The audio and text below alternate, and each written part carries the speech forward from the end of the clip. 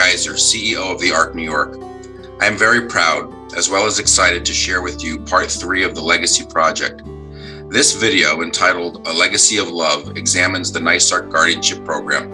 It really highlights the special relationships formed between people with IDD and those family members who have been appointed their guardian, as well as those who support them, such as our chapter's volunteer, guardianship committee, members and staff, and all of you. The ARC New York Guardianship Program was created in 1970. That was a year after the enactment of Article 17A of the Circuit Court of Procedures Act, which at that time, I'm sure many of you know, that was considered landmark legislation.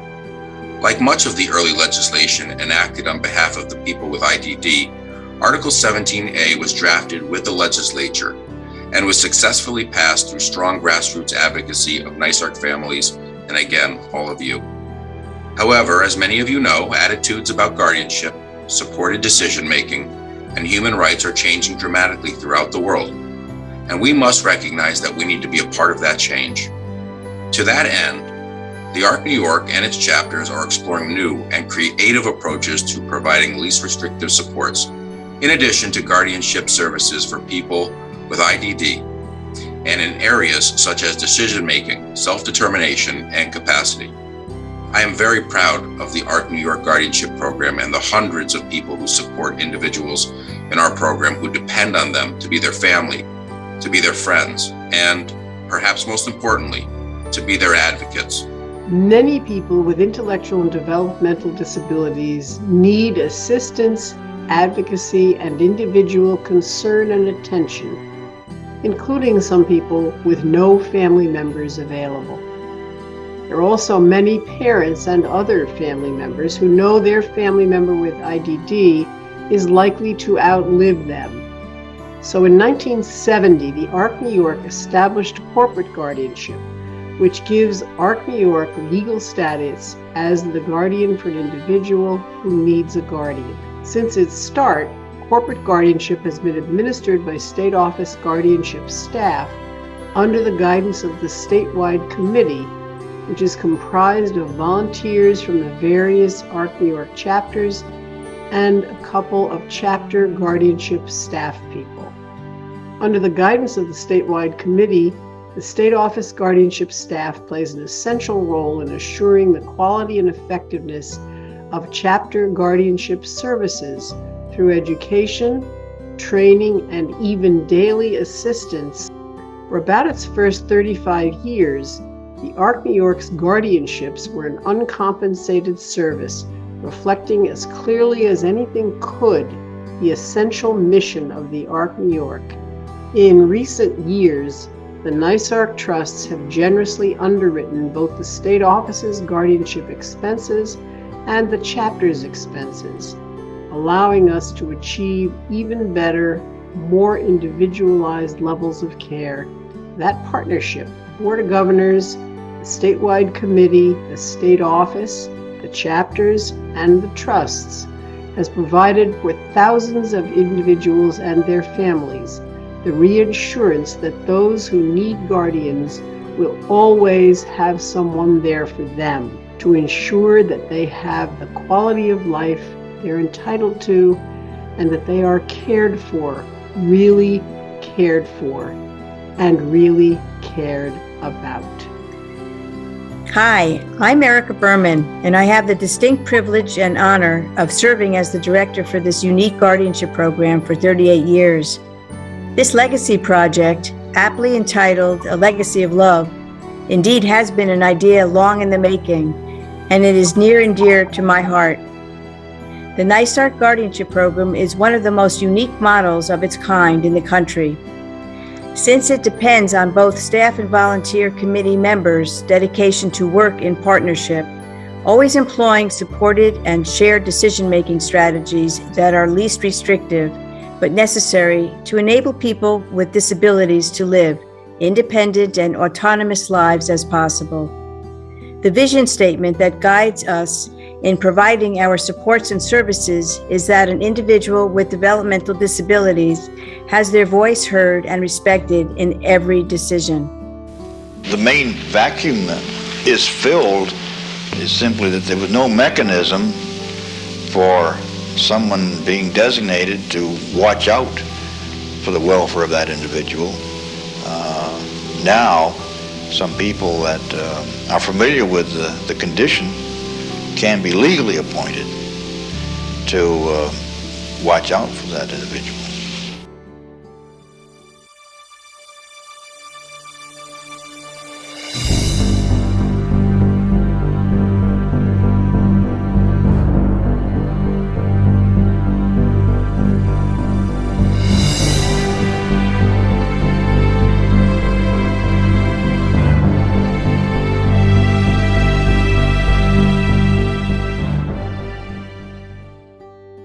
My son was born in 1968.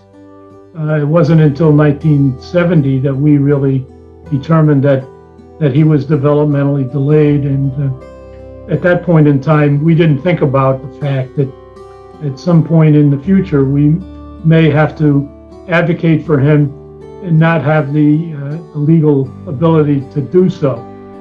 And that was really the purpose of Article 17A.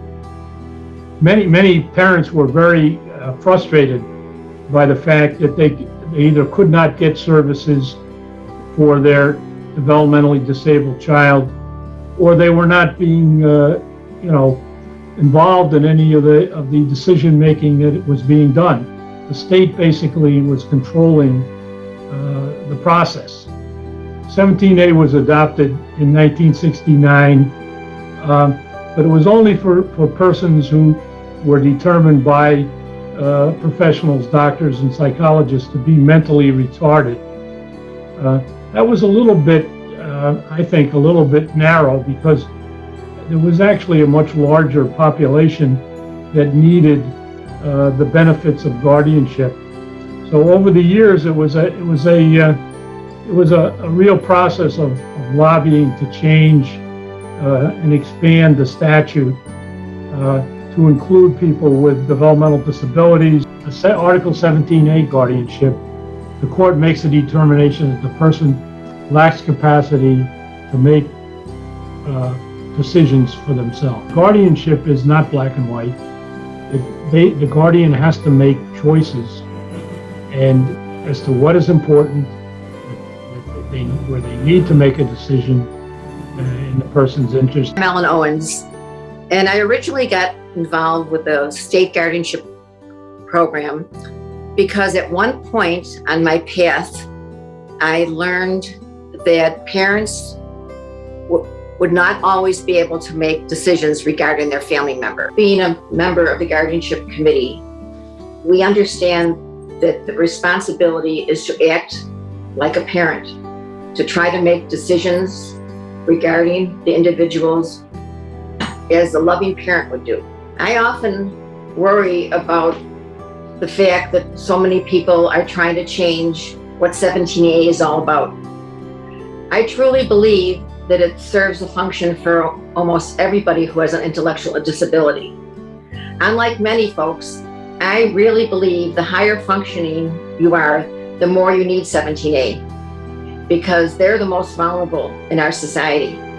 My boys were living in an ICF. They were always going to have somebody there to make decisions for them and to protect them and to watch over their health and their needs right down the line. However, people who are more apt to be out in the community, facing the real challenges of the world, don't have that kind of monitoring of their lives. My name is Brian Attia, and I am associated with the Erie County chapter.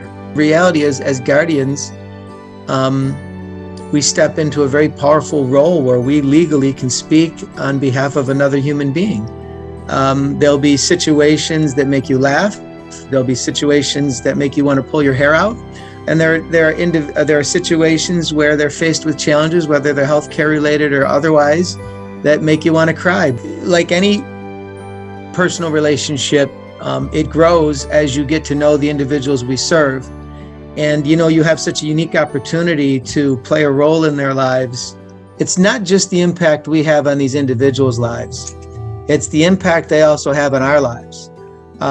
Because there is the very human element to this process when you get to understand their challenges a little better. And you see where you can have a meaningful impact. And, the reward from that, I think, is, tenfold of the challenges that you face.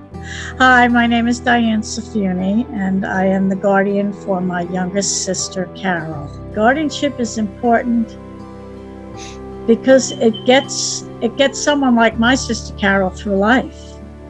I mean, I don't know where she'd be if I wasn't her guardian. It's an obligation I feel I have because that's the way I was raised, but it's also for her benefit, obviously, but it's for my benefit too. She's made everything simple. Everybody knows how easy it is to please her. And so she's kind of taught us all that life doesn't have to be so difficult. Good afternoon, this is Shirley Suter from Utica, New York. I see my guardian once a week and talk to her on the phone. And I'll tell you, Francesca is a beautiful lady and she's a sweet guardian.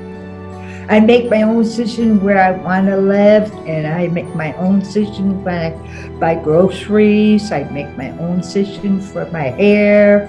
So about wanting to move. Mm-hmm. How am I helping you do that? She's gonna get the people all together and she's gonna tell them that I would like to move. Okay. Will you have a choice where you're going? I have to go see it first. If I didn't have a guardian, I go down in the dumps. The role of the executive director, particularly at ARC Westchester, was one, I was a guardian, and therefore I was a signature on many of the documents that were necessary in order to form that relationship. Two, to make sure that we had the financial and program supports behind that system, and make sure we had the right staff or volunteers in place. And number three, to have a formalized system within our board, that is a committee of individuals who are focused on guardianship, to have it at the highest level of compliance and governance in the organization.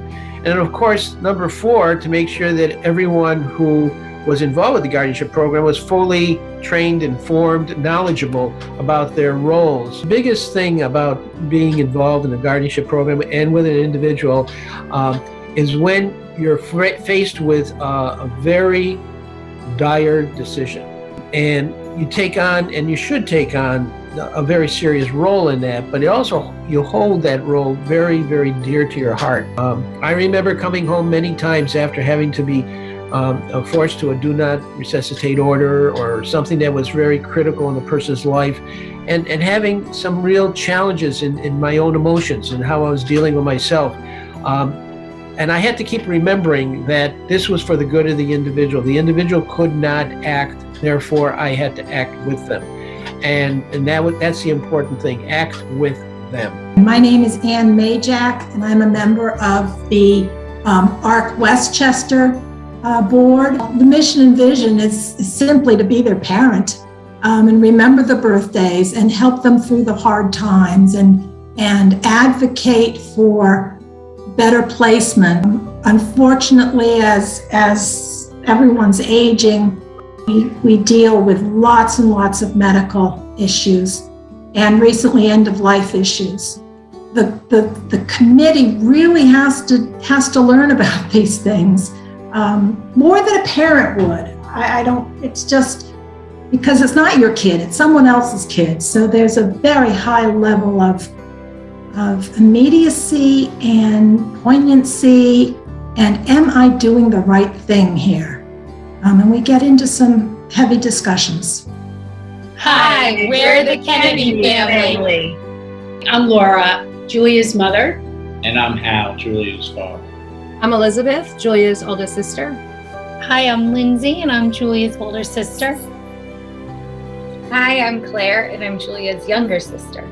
being parents, we know that we're not going to be here forever. And at the point that we made that decision was to really make sure that Julia had protection and the legal authority of her sisters to step in and make sure that things in her life were going the way we would all want them to go.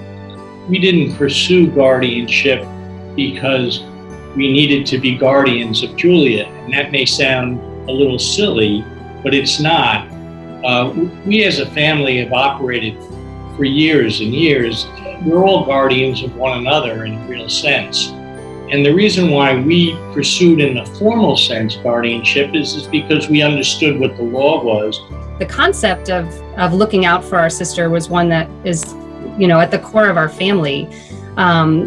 Julia has been the person in our family that's really shaped and defined how we are, not just our relationship with Julia, but our relationship with one another. Growing up, we were really just her sisters. We didn't have that pressure of decision making yet. One of the lessons we've learned, and I remember my dad saying this, is that Julia really forced us to learn about asking for help, because Julia needed a lot of help, but we also needed help as a family to learn how to help Julia. I also agreed to be a standby guardian, and the fact that my sister has had such a great quality of life, and ensuring that continues is really just a great comfort to me and my family. I remember as I got older thinking, how am I going to keep this? I want to learn more about how to make sure she's living in these wonderful living environments and going to different programs and having this quality of life. Thinking about guardianship in the future, and at this point in which Julia will need all of us really to serve in this way that we can communicate and translate her needs for her, just made perfect sense. It gives us a peace of mind and a framework for continuing those conversations as all of us age together with Jules in the future.